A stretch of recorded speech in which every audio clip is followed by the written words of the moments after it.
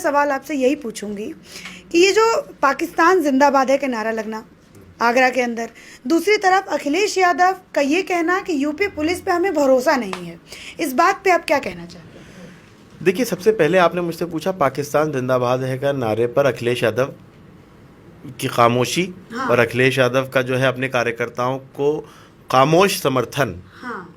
इसको खुले लफ्ज़ों में ये कहा जा सकता है कि अखिलेश यादव अपने कार्यकर्ताओं की पुष्टपनाही कर रहे हैं इस चीज़ पर कि वो पाकिस्तान, उनकी पार्टी का झंडा लेकर के पाकिस्तान जिंदाबाद है के नारे लगा रहे हैं। अखिलेश यादव अगर ज़रा सी भी मन में शर्म रखते तो उन कार्यकर्ताओं के विरुद्ध कार्रवाई करते या आकर के क्लैरिफिकेशन देते, लेकिन अखिलेश यादव ने खामोश होकर के हमारे मन में जो शक था ना उसे पुख्ता कर दिया। हमें ये पता है कि वो कभी भी राष्ट्र हित की बात नहीं करेंगे, तो हमेशा उसका साथ देंगे जो भारत का विरोधी है, जो भारत का दुश्मन होगा ये उसी को जिंदाबाद करेंगे। ये कभी भारत माँ की जय लगाने पर अपने कार्यकर्ताओं को प्रोत्साहित नहीं करेंगे, कभी वंदे मातरम कहने के लिए अपने कार्यकर्ताओं को प्रोत्साहित नहीं करेंगे, लेकिन जब इनके कार्यकर्ता पाकिस्तान जिंदाबाद है का नारा देते हैं तो ये खामोश होकर के उनकी पुष्टपनाही करते हैं। अच्छा, एक मेरे मन में ना, अभी जैसे आपने वंदे मातरम का नाम लिया तो मेरे मन में एक डाउट आया। शफीकुर रहमान ने सदन में खड़े होकर ये कहा था कि मैं वंदे मातरम नहीं बोलूंगा, इस पर भी अखिलेश यादव चुप थे, उन्होंने कोई ऐसा बड़ा बयान नहीं दिया। अगर मैं आप लोगों से कहूँ, आप लोगों को वंदे मातरम कहने में कोई एतराज है कि नहीं? देखिए, सबसे पहले मैं आपको एक बात बताऊं कि वंदे मातरम कहना, हम वंदे मातरम कह के ये बात साबित करते हैं कि हम भारत को अपनी माँ मानते हैं और हम अपनी माँ को सलाम करते हैं, अपनी माँ को प्यार करते हैं, अपनी माँ को सम्मान करते हैं, भारत की मिट्टी को अपने सर पे रखते हैं। एक बात। दूसरी बात आपने कही शफीकुर रहमान ने कहा कि मैं वंदे मातरम नहीं कहूँगा। मैं शफीकुर रहमान से जुड़ा एक किस्सा सुनाता हूँ आपको। मुरादाबाद में मेरे बहुत सारे साथी लोग हैं, बहुत सारे साथ में काम करने वाले लोग हैं, बहुत सारे दोस्त हैं जो मुरादाबाद में रहते हैं। शफीकुर रहमान बर्क का पहले मैं तो आपको किस्सा बता दूं कि वो लगभग 9 बार से सांसद हैं। वो कभी बसपा से सांसद होते हैं, फिर कभी सपा से सांसद हो जाते हैं, फिर बसपा में जाते हैं, फिर सपा में आते हैं। मायावती का मंच था, बसपा से शफीकुर रहमान बर्क जो है वो चुनाव लड़ रहे थे। मायावती ने जाकर के अंबेडकर जी की मूर्ति पर शॉल उड़ाई, अंबेडकर जी की मूर्ति को माला पहनाई। शफीकुर रहमान से अपेक्षा की गई कि शफीकुर रहमान भी ये करें। शफीकुर रहमान ने वहाँ उसी मंच से कहा कि मैं तो भाई मुसलमान हूँ, मैं मूर्ति को हार नहीं पहनाता। मायावती ने उनका टिकट काट दिया, अखिलेश यादव ने उनको टिकट दे दिया, शफीकुर रहमान जीत गए। जीत भी गए, सुनिए तो बड़ा मज़ेदार किस्सा, शफीकुर रहमान चुनाव जीत गए। मतलब उन्होंने अपनी मानसिकता जो थी वो मंच से दिखाई कि साहब ऐसा है कि मैं तो बिल्कुल, मतलब मैं इतना विरोधी हूँ मूर्ति पूजन का कि मैं जो संविधान लिखने वाले हमारे बाबा साहब अम्बेडकर, जिनका हर भारतीय सम्मान करता है, उनको आप सम्मान नहीं दे सकते थे। तो जब आपकी विचारधारा ये है ना, तो आपसे हम अपेक्षा नहीं कर सकते कि आप वंदे मातरम करेंगे। आप जो है वो पाकिस्तान जिंदाबाद कहने वालों की ही पुष्टपनाही करेंगे। हो सकता है कि आप उनसे कहलवाएं, ये आप उनसे कहेंगे नहीं तुम तो कहो भाई पाकिस्तान जिंदाबाद, क्योंकि हम तो भारत विरोधी बात करेंगे। हम तो वहां वंदे मातरम नहीं कह सकते, लेकिन हमारे कार्यकर्ता पाकिस्तान जिंदाबाद कह सकते हैं। कमाल की बात तो ये है, आप ये देखिए कि ये किस तरह से जो है वो देशवासियों को, मतलब एक अजीबो गरीब सा जहर घोल रहे हैं हमारे देश के सुंदर माहौल में। हमारे देश के स्वस्थ लोकतंत्र को बर्बाद करने के लिए, तबाह करने के लिए ये लोग काम कर रहे हैं। कभी भी इनसे राष्ट्र हित में किसी बयान की हम अपेक्षा कर ही नहीं सकते। हमें पूरी उम्मीद है कि राष्ट्र हित में जो है इनका कभी कोई बयान नहीं आएगा। अभी इनका नया बयान आया अखिलेश यादव का कि मुझे तो उत्तर प्रदेश की पुलिस पे भरोसा ही नहीं है। उत्तर प्रदेश की पुलिस पर अखिलेश यादव को भरोसा नहीं, उसी पुलिस पर जिसकी सुरक्षा में रहते हैं, जो इनसे मिलने जाने वाले लोगों को जो 10 मरतबा वो स्कैनर लगा के चेक करते हैं, उन पर जो है इनको विश्वास नहीं है। और लेकिन जब 2012 में अखिलेश यादव की सरकार में, एक और बड़ा मजेदार किस्सा सुनाता हूँ आपको। हाँ, मेरे पास स्टोरी इसलिए है क्योंकि हम लोग तो उनके दुख सहे हुए हैं ना, हम तो उनके दर्द सहे हैं। हम उत्तर प्रदेश की जनता हैं, हम उनकी यातनाओं से प्रताड़ित हैं, हमारे पास बहुत किस्से हैं। 2012 में अखिलेश यादव की सरकार बनी, समाजवादी पार्टी की सरकार बनी, मुल्ला मुलायम की सरकार बनी, ठीक है, जो समझ लीजिए मुसलमानों के लिए बिल्कुल साक्षात अवतार थे। मुसलमान उनको कुछ भी मान लें, वो थे मुलायम सिंह यादव मुसलमानों के लिए। 2012 में इनकी सरकार बनी। उसी साल जो है मुझे लगता है फरवरी या मार्च में सरकार बनी थी। अगस्त था, रमज़ान का समय चल रहा था। बर्मा में उस समय दंगे चल रहे थे जी। सोशल मीडिया पे बहुत सारी फेक खबरें भी आती थी, फेक फ़ोटोज़ भी आती थी कि साहब ये कर दिया, ऐसा कर दिया, और दुनिया जहानी करके कि मतलब जो सोशल मीडिया में ला करके मुसलमानों को वर्गलाने के लिए काम करती थी। तो रमज़ान का आखिरी जुमा था 2012 में। लखनऊ में एक कुछ अराजक तत्व हाथ में हॉकी स्टिक और पत्थर और ये सब लेकर के निकल पड़े कि साहब हम जो है वो बर्मा में हो रहे नरसंहार का विरोध करेंगे। अच्छा। और बर्मा में हो रहे नरसंहार की निंदा नहीं करे, विरोध करेंगे। क्यों विरोध करेंगे? क्योंकि लॉ एंड ऑर्डर खराब करना था। सरकार थी उनकी, अखिलेश यादव मुख्यमंत्री थे, वो तो जो मर्जी कर ले। गरीब व्यापारियों की दुकान तोड़ दें, गरीबों की रेहड़ियाँ पलट दें, ठेले पलट दें, बसों में आग लगा दें, जनता को परेशान कर दें, एम्बुलेंस रोक दें, वो तो कुछ भी कर सकते। उनकी सरकार थी भाई, अखिलेश यादव मुख्यमंत्री थे। वो लेकर के निकले जाकर के विरोध करने बर्मा में, बर्मा का विरोध करने के लिए निकले, बौद्ध समाज का विरोध करने के लिए निकले। और जो विरोध करने वाले इतने अक्लमंद थे कि उन्होंने महावीर जी की प्रतिमा में बुद्ध जी की प्रतिमा में अंतर भी नहीं मालूम था कि आगे चौराहे पर लगी महावीर जी की प्रतिमा जो है उन्होंने तोड़ दी। ऐसी विचारधारा वाले लोग लेकर के निकले। नई नई सरकार बनी थी, मात्र 4 महीने हुए थे अखिलेश यादव की सरकार बने हुए। ठीक है, उस समय भी पुलिस ने कोई कार्रवाई नहीं की, क्योंकि उस समय की पुलिस पर उनको पूरा भरोसा था। हाँ। अभी की पुलिस जो कार्रवाई कर रही है उस पर भरोसा इनको नहीं है। हाँ। और सुनिए इसमें क्या हुआ। उसके बाद कुछ राष्ट्रवादी लोग जो अपने देश के माहौल को सही कर रखना चाहते थे, जो नहीं चाहते थे उनके देश का माहौल ख़राब हो, जिसमें हमारे बराबर में बैठे अब्दुल्ला भाई भी हैं। हाँ, ये अब्दुल्ला भाई साहब ये भी चाहते थे, ये राष्ट्रवादी विचारधारा के आदमी थे, ये चाहते थे कि हमारे माहौल, देश का माहौल ना ख़राब हो और हमारे शहर का लॉ एंड ऑर्डर ना ख़राब हो। ये जो भाई आप कहीं अगर कुछ घटना घट रही है, कोई दंगा हो रहा है, तो आप उसकी निंदा कीजिए, ना कि अपने शहर का लॉ एंड ऑर्डर ख़राब कीजिए। तो ये उन लोगों को रोकने का प्रयास कर रहे थे। अब अखिलेश यादव की पुलिस, उस समय अखिलेश यादव को अपनी पुलिस पे पूरा भरोसा था। अब दंगा तो हो गया, शहर का माहौल ख़राब हो गया, पूरे दिन हालात गड़बड़ रहे, मीडिया में आने लगी चीज़ें।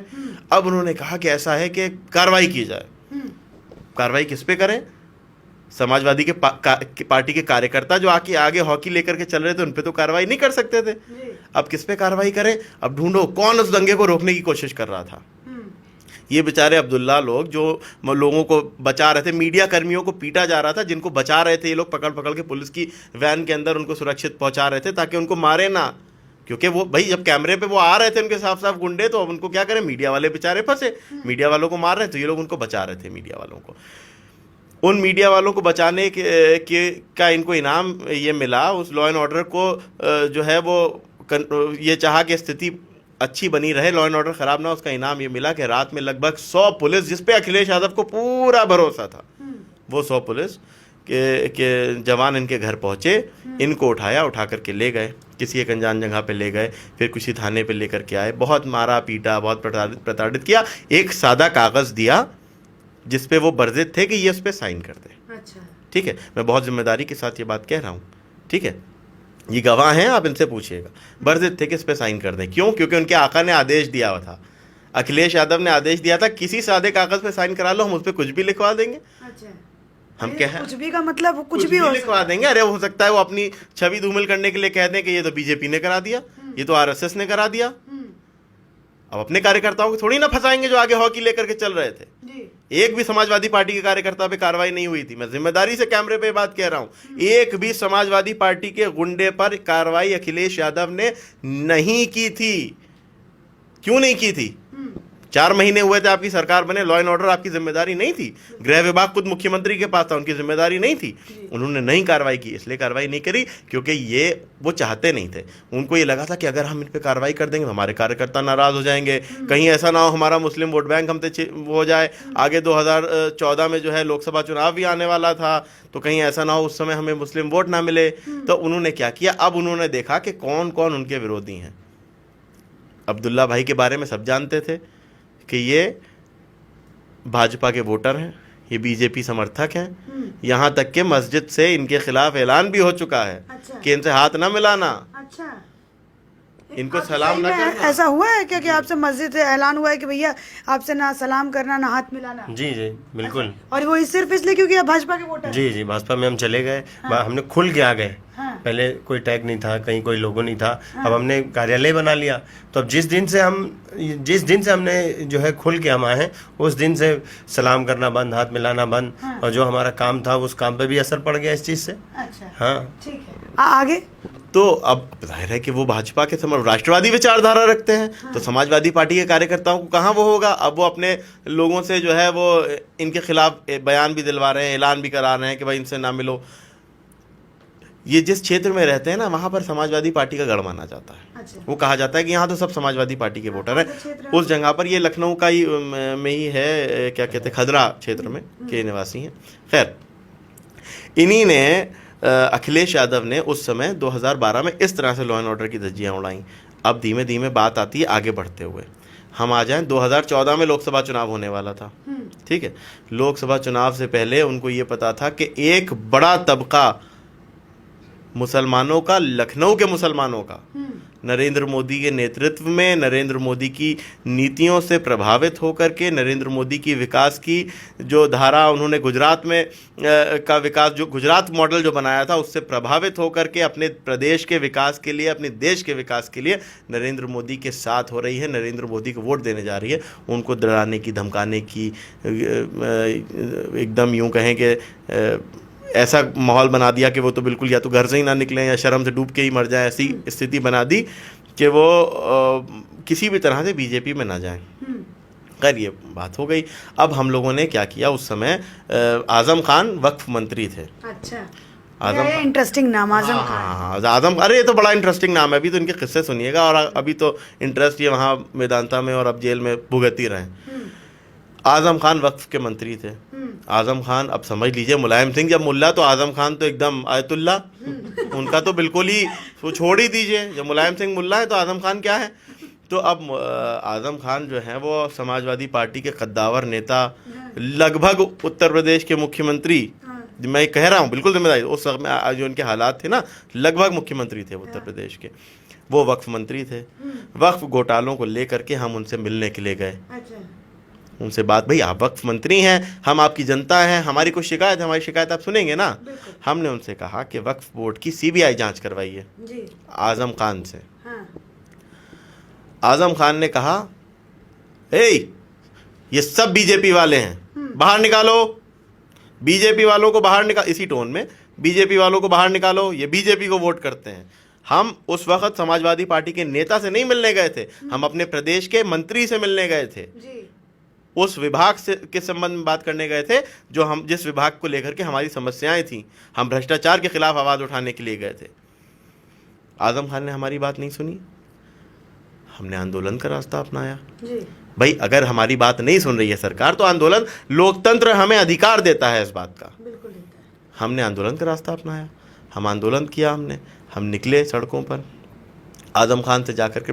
ये बात मुझे खुद उस समय एक सरकारी अधिकारी ने बताई, जो उस समय आजम खान की सरकार में, जब तब तक उसको, अखिलेश यादव को उन पर भरोसा था, अब नहीं है, तब तक था। उसी ने बताई मुझे कि ज़िला के कप्तान, डीएम वगैरह आजम खान से इस संबंध में बात करने के लिए गए। तो आजम खान ने उनसे, जानती हैं क्या जवाब दिया?